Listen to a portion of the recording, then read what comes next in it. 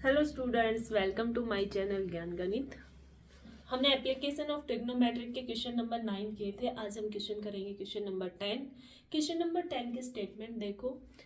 दो पोल हैं, पोल हैं वो अपोजिट डायरेक्शन में हैं। Two poles are equal height are standing to opposite each other. वो दोनों पोल हैं, उनकी हाइट क्या है, इक्वल है, और वो क्या कर रहे हैं, दोनों एक दूसरे के अपोजिट डायरेक्शन में खड़े हैं। ठीक है। Which is 80 metre wide. उनके बीच में से जो रोड जा रहा है, उनके बीच की जो डिस्टेंस है वो कह रहा है कि 80 मीटर है, 80 metre wide. From a point between on the road. एक पॉइंट है उन दोनों रोड के बीच, दोनों पोल के बीच में एक पॉइंट है, और वो पॉइंट कहाँ पे है, रोड के ऊपर। The angle of elevation of the top of a poles are. Angle of elevation बना रहा है, और जो रोड के बीच में जो पॉइंट है उसके ऊपर 60 degree and 30 degree angle of elevation बना रहा है। अब वो पूछ रहा है find the height of the poles, find the height of the poles and the distance of the between from the two poles. दोनों पोल्स के बीच की डिस्टेंस बतानी है और उन पोल की हाइट बतानी है हमें। सबसे पहला काम हमारा क्या है, हमें सिर्फ डायग्राम बनाना है, स्टेटमेंट को समझना है। तो दो पोल है हमारे, और दोनों पोल के बीच की जो डिस्टेंस दे रखी है वो 80 मीटर दे रखी है यहाँ पे। और दोनों पोल्स जो हैं उन दोनों की हाइट क्या है, इक्वल हाइट है। मतलब आप दोनों पोल की हाइट को जो भी नंबर लेट करो, H A B C या X कुछ भी लेट करो, तो वो क्या एक ही लेट करना है। जैसे कह रहा है कि वहां पे इक्वल हाइट है, तो हमने यहाँ पे स्मॉल h ले लिया, ये भी स्मॉल h ले लिया। इन दोनों को डिफरेंट नहीं लेना है, क्योंकि उसने बोला है कि इक्वल हाइट। अगर आप एक को ए मान लिया, एक को बी मान लिया, तो आपका क्वेश्चन सोल्व नहीं होगा। जब तक हम दोनों को इक्वल नहीं मानेंगे तब तक नहीं होगा, क्योंकि दोनों का इक्वल दे रखा है ना। आप चाहे एक्स मान सकते हो, यहाँ पे दोनों की हाइट क्या है, एक्स मान ली हमने। किसी से भी कर सकते हो, एक्स एच किसी भी से भी आप कर सकते हो। हमने दोनों की हाइट क्या मान ली, एक्स मान ली, भाई इक्वल हाइट है। अब वो कह रहा है कि दोनों के बीच की जो डिस्टेंस है वो क्या है, 80 मीटर। भाई एक रोड है, और रोड के मान लो दोनों साइड क्या है, पोल खड़े हुए हैं, और दोनों के पोल की जो हाइट है वो क्या है, इक्वल है। और जो रोड की जो चौड़ाई है वो कितनी है, 80 मीटर। और कोई भी एक आदमी उस रोड के यहाँ पे किसी भी एक पॉइंट पे खड़ा है, किसी भी एक पॉइंट पे रोड के पास, बीच में या कहीं पे भी खड़ा है, और वो एंगल ऑफ वैल्यूशन दोनों पोल के साथ क्या बना रहा है, एक पोल के साथ 60 डिग्री बन रहा है और एक पोल के साथ 30 डिग्री बन रहा है। अब यहां से देखना, मैंने यहां से एंगल ऑफ वैल्यूशन बनाया इस पॉइंट पे, और यहां से ये बनाया। अब देखना, ये तो एंगल बनेगा एक 30 डिग्री और एक एंगल बनेगा 60 डिग्री। अब यहाँ पे डायग्राम बनाते टाइम बच्चे गलती क्या करेंगे, क्योंकि दोनों पोल की इक्वल हाइट ले ली, ठीक है, और यहाँ पे पॉइंट को कहीं पे भी बीच में मान लो, उससे हमने एक साइड मानेंगे, क्योंकि बिटवीन तो है, उसके रोड के ऊपर है, बिल्कुल बीच में नहीं है। अगर बीच में होता तो एंगल ऑफ वैल्यूशन सेम बनता, दोनों के साथ एंगल ऑफ वैल्यूशन सेम बनता ना। अब या तो वो थोड़ा सा इधर है, एक साइड है, या थोड़ा सा एक लेफ्ट साइड या राइट साइड, दोनों बिल्कुल बीच में नहीं है। अब यहाँ पे मैंने यहाँ पे लेट कर लिया, और यहाँ पे देखना ये एंगल क्या बनेगा, ये एंगल, और यहाँ से ये एंगल। अब यहाँ पे आप लोगों को क्या लगानी है, कॉमन सेंस यूज करनी है कि एंगल आप किसको 60 मानोगे, किसको 30। क्योंकि क्वेश्चन में कई बार टीचर जो है वो उस डायग्राम को देख के कई बार गलत कर देता है। क्योंकि देखो, बड़ा एंगल हमारा ये है, ये हमें बड़ा एंगल दिख रहा होगा, तो ये हमें 60 लेट करना है, और ये हमारा छोटा एंगल है तो हमें इसको 30। मान आप किसी को भी 60 कर सकते हो, किसी को भी 30, उससे आंसर में कोई फर्क नहीं आएगा, क्वेश्चन बिल्कुल सही आएगा। लेकिन आप यहाँ पे देखो, आपको कौन सा बड़ा एंगल दिख रहा है। भाई जितना हम, ये पोल है, जितना हम पोल के पास खड़े रहेंगे जितना एंगल ज्यादा बनेगा, और जितना हम पोल से दूर खड़े रहेंगे जितना एंगल आपका कम बनेगा। ये चीज आपको ध्यान रखनी है, ठीक है। तो यहाँ पे एंगल को लेट करते टाइम आंसर आपका किसी को भी 30 मानो, किसी को भी 60 मानो, उससे फर्क नहीं पड़ेगा, क्योंकि ये क्वेश्चन में हाइट सेम है और हमें बीच की डिस्टेंस भी निकालनी है, उससे कोई फर्क नहीं पड़ेगा। लेकिन आपकी सेंस यहाँ पे देखी जाती है कि बच्चे के अंदर कितनी सेंस है कि कौन सा एंगल वो 30 मान रहा है, कौन सा एंगल वो 60 मान रहा है। ठीक है, अब देखो क्वेश्चन को करते हैं।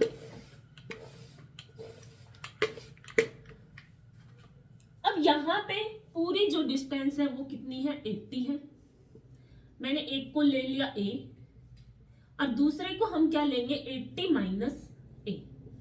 भाई एक डिस्टेंस मान लो कितनी भी है, हमने उसको a मान लिया, दूसरी क्या होगी 80 में से उसको माइनस कर देंगे। एक अलग से वेरिएबल मानने की जरूरत नहीं है, a b मानने की जरूरत नहीं है आपको कि हम अलग से इसको a माने इसको b माने, क्योंकि हमें पता है पूरी डिस्टेंस कितनी है 80। अगर हम एक को a मान ले, दूसरे को 80 माइनस a मानेंगे, b मान लोगे तो क्वेश्चन को सोल्व करने में आपको और लेंथ ही बढ़ेगा, मतलब जो भी दिक्कत आएगी क्वेश्चन को सोल्व करने में, इससे बेस्ट है कि आप एक को 80 माइनस a माने। ठीक है, अब यहाँ पे आप इसको नाम दे दो A B C D E in a triangle A B C में। ट्रायंगल ए बी सी में हमने इसको x, हाइट कितनी है x, और जो बेस है वो कितना है a, तो 1060 क्या होगा h बाई ए। यहां से 1060 सॉरी h नहीं, हम इसको x मान रहे हैं ना। हाइट हमारी कितनी है x हमने लेट करी है, बेस हमारा a है 1060√3 x बाई ए। यहां से मैंने क्रॉस मल्टीप्लाई करा दिया तो x की जो वैल्यू होगी वो होगी a√3। ठीक, अब हम इसको यहीं पे इतना ही छोड़ देते हैं, आगे देखते हैं इसको कैसे करते हैं। उस आगे जो हम दूसरी ट्रायंगल को सोल्व करेंगे उसके हिसाब से देखेंगे। अगर हमें x की जरूरत है तो x की वैल्यू पुट कर देंगे, a की है तो हम यहाँ से a की निकाल के पुट कर देंगे। इन अ ट्रायंगल CDE, इसमें क्या है angle 1030 x by 80 minus A, x by 80 minus A. 1030 आपका क्या होगा 1/√3, यहां से x 80 माइनस ए। अब देखो हम यहाँ पे x की वैल्यू डाल सकते हैं a√3, उससे गलत गड़बड़। अब सीधी x की हमें a की वैल्यू निकालने की जरूरत है, हमें तो दोनों निकालनी है, x भी निकालना है a भी निकालना है। तो यहां से अब a की वैल्यू निकालोगे तो a की वैल्यू क्या होगी x अपॉन √3, फिर आप उसकी रैशनलाइजिंग करके पुट करोगे। इससे बेस्ट है कि आप सीधा x की वैल्यू यहाँ पे पुट कर दो। Putting the value of x, हमने x की वैल्यू पुट कर दी 1/√3, x की जगह a√3 80 माइनस ए। अब हम क्या कराई देंगे क्रॉस मल्टीप्लाई करा दिए, यहां से हो गया 80 माइनस ए और ये √3 के साथ मल्टीप्लाई हो जाएगा तो 3a, a उधर जाएगा तो 4a हो जाएगा, क्योंकि इधर क्या है माइनस का है, अपोजिट साइड इक्वल के उधर जाएगा तो क्या हो जाएगा प्लस का हो जाएगा, तो 80 = 4a। यहां से आपके पास a की वैल्यू आ गई 20। a की वैल्यू कितनी आ गई 20, मतलब एक साइड जिस साइड वो 60 डिग्री का एंगल ऑफ वेरिएशन बना रहा है वहां पे डिस्टेंस कितनी है 20, वहां से डिस्टेंस कितनी है 20 मीटर। 80 मीटर दे रखी थी ना, ये डिस्टेंस कितनी होगी 20 मीटर। और जब दूसरी डिस्टेंस है वो कितनी होगी 80 माइनस 20 60 मीटर। ठीक है, हमारे दोनों पोल के बीच की डिस्टेंस हमारे पास आ गई है, एक आई है 20 और एक आई है 60। अब हमें हाइट ऑफ टावर भी निकालनी है। अब यहाँ पे हम a की वैल्यू पुट कर देते हैं, a की वैल्यू हमारी कितनी है 20, तो 20√3, ये हमारी क्या आ गई हाइट ऑफ पोल। दोनों पोल्स की हाइट क्या है इक्वल है, तो दोनों की हाइट कितनी हो जाएगी 20√3। समझ आया क्वेश्चन, बिल्कुल इजी है, डायग्राम बनने के बाद तो कोई दिक्कत ही नहीं है। ठीक, अब देखते हैं क्वेश्चन नंबर 11।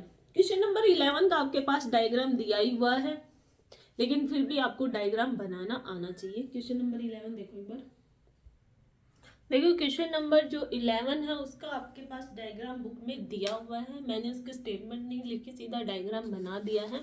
लेकिन एक बार क्वेश्चन के स्टेटमेंट आप समझ लो A TV tower stand vertical on a bank of a canal.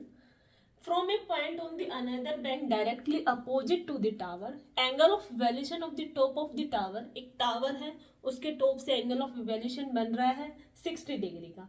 From यहाँ पे 60 डिग्री बन रहा है from the 20 metre away from the point on the line joining point to the foot of the tower.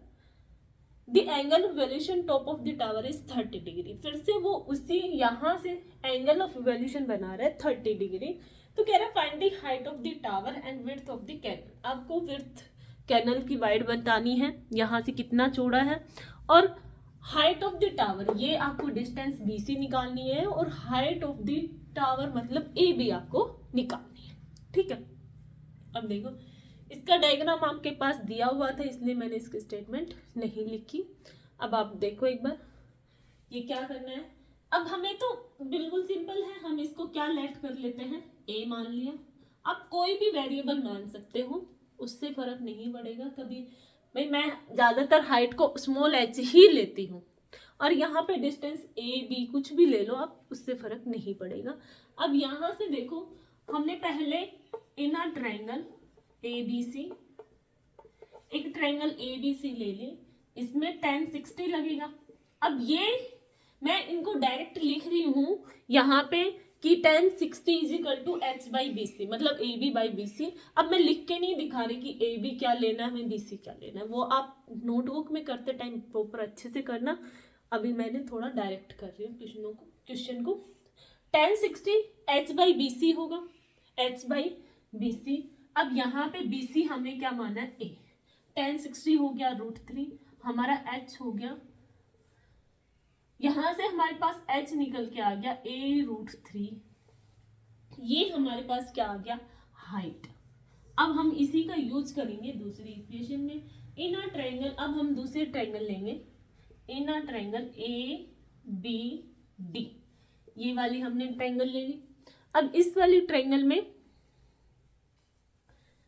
tan 30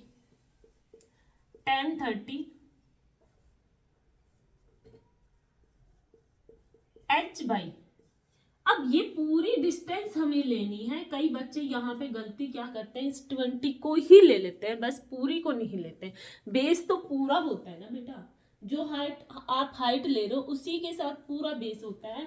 तो ये H है तो ये पूरी क्या होगी 20 प्लस A. ये आपको पूरी हाइट लेनी है. ठीक है, 20 प्लस A. तो यहाँ पे 20 प्लस A, tan 30 1 बाई √3. अब यहाँ पे आप H की वैल्यू डाल दो, यहाँ पे आप सीधा H की वैल्यू यहाँ पे डाल दो. H की वैल्यू क्या होगी A√3, यहाँ से 20 प्लस A. जैसे लास्ट क्वेश्चन किया था सेम वैसा ही प्रोसेस आपको नजर आ रहा होगा. कैलकुलेशन भी सेम वैसी ही है, उसमें भी ऐसे ही किया था. अब यहाँ पे 20 प्लस A और ये होगा 3A, ये उधर जाएगा तो 3A माइनस A 20. यहाँ से आपके पास A की वैल्यू आ गई 10. A इज इक्वल टू कितना हो गया 10. ठीक है, A इज इक्वल टू आपका जो कैनल है उसकी विड्थ कितनी होगी 10 मीटर. अब यहाँ से हाइट भी पूछ रहा है तो यहाँ पे A की वैल्यू पुट कर दो 10√3. ये आपकी हाइट कितनी होगी 10√3. बिल्कुल इजी क्वेश्चन है, कोई टफ नहीं है. अब देखो question number 12. Question number 12 important question है.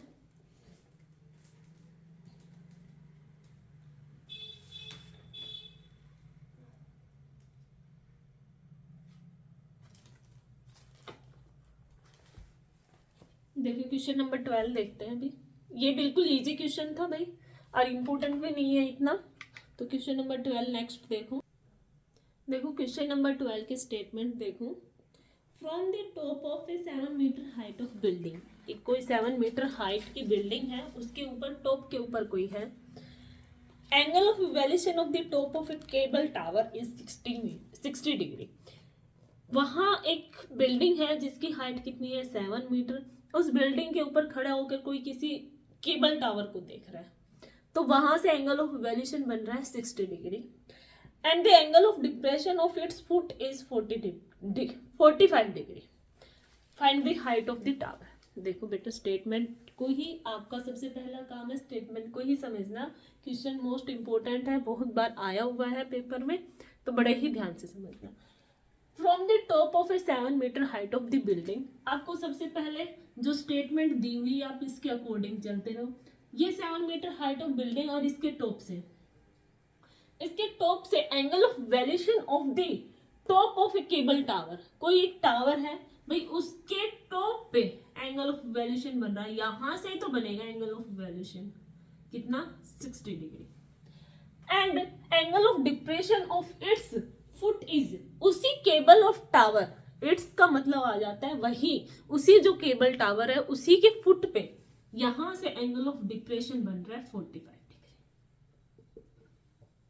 स्टेटमेंट समझ आई भाई? एक बिल्डिंग के ऊपर कोई आदमी खड़ा है, जिस बिल्डिंग की हाइट हमें दे दी 7 मीटर है, और वहां से वो एक टावर को देख रहा है, जो टावर के ऊपर टॉप पे देख रहा है तो एंगल ऑफ वेल्यूशन बन रहा है 60 डिग्री का, और नीचे टावर के फुट पे देख रहा है तो एंगल ऑफ डिप्रेशन बना रहा है 45 डिग्री। ठीक है, इतनी सी बात वो कह रहा है। अब आपका डायग्राम क्या बन जाना चाहिए बिल्कुल। यहाँ पे ये 60 डिग्री और मैंने ये एक बना लिया टावर, ये हो गया, और यहां से वो उसके फुट पे बना रहा है 45 डिग्री एंगल। ठीक है, ये आपका बन गया डायग्राम। अब आपको क्या निकालना है? Find the height of the tower. आपको पूरी ये हाइट निकालनी है। ठीक है, अब यहां से देखना है, ये 7 मीटर है तो ये भी 7 मीटर होगा। इसको हमने मान लिया स्मॉल h, ये जो इतनी डिस्टेंस है हमने मान लिया इसको स्मॉल h। अब एंगल ऑफ डिप्रेशन 45 डिग्री यहाँ पे है तो यहाँ पे भी कितना बनेगा 45 डिग्री। भाई जब ये दो लाइनें पैरेलल हैं और यहाँ पे एंगल जो 45 बन रहा है वो इधर भी 45 बनता है। अल्टरनेट इंटीरियर एंगल बन रहा है तो यहाँ पे भी ये 45 डिग्री होगा। अब देखो, अब हमें सबसे पहले तो क्या चाहिए? बेस चाहिए, हमारे पास है नहीं, क्योंकि इस ट्रायंगल में हमारे पास कुछ भी नहीं है। देखो ये ए बी सी डी ई, हमें एच निकालनी है, हाइट निकालनी है। तो भाई ये इतना 7 मीटर तो हमारे पास है, इस हाइट के बारे में हमें कुछ नहीं पता, लेकिन उसके लिए हमारे पास बेस भी नहीं है ना। तो बेस निकालने के लिए हम पहले ये वाली ट्रायंगल का यूज करेंगे, इन अ ट्रायंगल DEC। भाई ये वाली ट्रायंगल हमारे पास 45 है और ये है DE है। अब यहां से हमारे पास DC निकल जाएगा, DC जितना है उतना ही BE है, आपस में इक्वल है। तो देखो इन अ ट्रायंगल DEC और जो DE है वो कितनी है 7 मीटर। हमारे पास यहां से DC निकल जाएगी tan 45, हमें पता है tan 45 हमारा क्या होता है 1 होता है DE बाई DC। तो tan 45 1 बाई 7 अपॉन में DC, तो DC भी कितना हो गया 7 मीटर। जो हमारा ये DC है ये भी हमारा कितना हो गया 7 मीटर। तो ये 7 मीटर है तो ऊपर वाला भी 7 मीटर होगा, ये भी हमारा 7 मीटर होगा। अब हमारे पास हाइट h निकल जाएगा इजीली। अब हमारे पास h आराम से निकल जाएगी, ये वाली h। तो देखो इन अ ट्रायंगल ABE, अब ये h है, ये 7 मीटर है, tan 60 degree, tan 60 h upon में 7, tan 60 √3 h अपॉन में 7, h हमारा आ गया 7 √3। अब देखो यहां से सिर्फ इतना ये वाला h आया है 7 √3, यहां तक AB आया है, हमें तो पूरा BC भी चाहिए ना, हाइट तो पूरी होगी ना। हाइट तो जो टावर की हाइट है ये पूरी AC है ना, AC क्या है AB प्लस BC। अब हमारे पास AB जो है वो है आ गया 7 √3 और जो BC है वो कितना है 7। तो यहां से ये 7 कॉमन निकाल लिया, 7 इंटू √3 प्लस 1। देखो इसमें सबसे बड़ा था सिर्फ डायग्राम समझना, स्टेटमेंट को पढ़ के आपको डायग्राम बनाना, क्वेश्चन सॉल्व करने में कोई दिक्कत नहीं है, बिल्कुल इजी है। डायग्राम अगर बन गया तो क्वेश्चन तो है ही इजी, और इसका मेन काम है डायग्राम का। अब उसने जो बोला स्टेटमेंट के थ्रू आपको सिर्फ डायग्राम समझना था। ठीक है, क्वेश्चन हो गया। क्वेश्चन नंबर 12 समझ आ गया होगा। अब देखते हैं क्वेश्चन नंबर 13। क्वेश्चन नंबर 13 भी इजी है।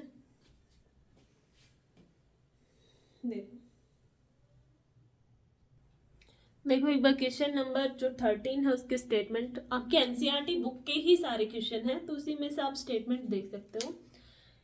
As observation from the top of a 75 metre height lighthouse है from the sea level, angle of depression of the two ship are 30 degree and 45 degree.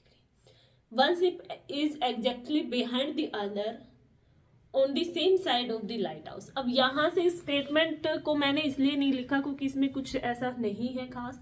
वो कह रहा है कि एक 75 जो मीटर हाइट पे एक कोई लाइट हाउस है, वहां पे खड़ा होके कोई आदमी कोई खड़ा है और वहां से दो बोट को देख रहा है, दो शिप पे को देख रहा है, और दोनों क्या है, एक दूसरे के पीछे, एक दूसरे के साथ है, मतलब एक उसके पीछे है, मतलब एक ही लाइन में है। यहाँ से देखो वो 75 मीटर हाइट पे कोई एक लाइट हाउस है, वहां से वो सी के लेवल को एक दो शिप को देख रहा है। एक का जो angle of elevation, angle of depression बन रहा है वो एक का 30 डिग्री बन रहा है और एक का 45 डिग्री है। तो यहाँ से ये 30 डिग्री होगा और ये 45 डिग्री। उसने कहा है कि एंगल ऑफ डिप्रेशन बन रहा है, भाई ऊपर से नीचे देखेगा, देखना यहाँ से खड़ा होके दो नीचे शिप पे देख रहा है तो एंगल ऑफ डिप्रेशन, भाई यहाँ पे ये शिप को देखा तो उसने एंगल बनाया 45। यहाँ पे हमने डायरेक्ट 45 एंगल क्यों लिख दिया, क्योंकि यहाँ पे वो एंगल यहाँ पे बनाएगा 45 डिग्री, फिर हम यहाँ दिखाएंगे, फिर वो दूसरी शिप को देख रहा है कि 30 डिग्री का एंगल बना रहा है तो यहाँ से 30 डिग्री। एग्जैक्ट डायग्राम आपका ऐसे बनेगा, मैंने डायरेक्ट ऐसे ही बना दिया है। लेकिन अगर आपको बिल्कुल सही वे में बनाना है तो आप ऊपर एक लाइन दिखा देना वहां से 45 डिग्री, क्योंकि वो ऊपर से देख रहा है, एंगल ऑफ डिप्रेशन बन रहा है, एंगल ऑफ वैल्यूशन नहीं बन रहा है। इसमें स्टेटमेंट बिल्कुल इजी है इसलिए मैंने इसको नहीं लिखा है, आप बुक में से भी अपना पढ़ के कर सकते हो इसको। एक हाइट पे लाइट हाउस कहीं एक आदमी खड़ा है और वो दो बोट को देख रहा है, दो बोट के साथ वो एंगल ऑफ डिप्रेशन एक का 45 बन रहा है, एक का 30 डिग्री बन रहा है। ठीक है, अब कह रहा है कि दोनों शिप के आपको find the distance between the two ship, भाई दोनों शिप के बीच के आपको डिस्टेंस निकालनी है। कहने का मतलब आपके पास वो ये पूछ रहा है, मैंने उसको मान लिया ए डिस्टेंस, भाई ये दोनों शिप है ए बी सी डी, दोनों शिप के बीच की डिस्टेंस पूछ रहा है। देखो कैसे निकालेंगे, हमने पहले ट्रायंगल ले ली, इन ट्रायंगल ABC, एक ट्रायंगल ABC में ये एंगल कितना बना रहा है tan 45, और यहां से हाइट कितनी है 75, 75 अपॉन में b हमारा क्या हो जाएगा 45, tan 45 1 हो गया, और यहाँ से b भी हमारा कितना हो गया 75, मतलब ये जो डिस्टेंस आ गई हमारी 75 मीटर। अब हमें तो सिर्फ a निकालना है, दोनों बोट के बीच की डिस्टेंस होगी। अब जब हम ये बड़ी वाली ट्रायंगल लेंगे इनर ट्रायंगल ABD में, तो हम डिस्टेंस पूरी ये लेंगे ना 75 प्लस a, पूरी ये डिस्टेंस लेंगे, ना कि AA। कई बच्चे जल्दबाजी में क्या करेंगे सिर्फ a लिख देंगे, फिर आंसर नहीं आएगा। हमें पूरी लेनी है 75 plus a। Inner triangle ABD tan 30 degree, यहां से 75 अपॉन में 75 प्लस a। ठीक है, हमें सिर्फ a निकालना है, दोनों शिप के दोनों बोट के बीच की डिस्टेंस निकालनी है। tan 30 1/√3, 75 अपॉन में 75 प्लस a, हम यहाँ से क्रॉस मल्टीप्लाई कर देंगे 75 प्लस a, और ये क्या हो गया a की वैल्यू जो आ गई, देखो क्रॉस मल्टीप्लाई किया तो 75 प्लस a इक्वल टू 75√3। अब यहाँ से हमें सिर्फ a निकालना है तो 75 को हम इक्वल के उधर लेंगे, माइनस का 75 हो गया। अब यहाँ से हम 75 कॉमन निकाल लेंगे, ये क्या हो जाएगा √3 माइनस। तो ये हमारी दोनों सिर्फ a आई है, दोनों बोट के दोनों जो शिप हैं उनके बीच की डिस्टेंस आ गई 75√3 माइनस 1। ठीक है,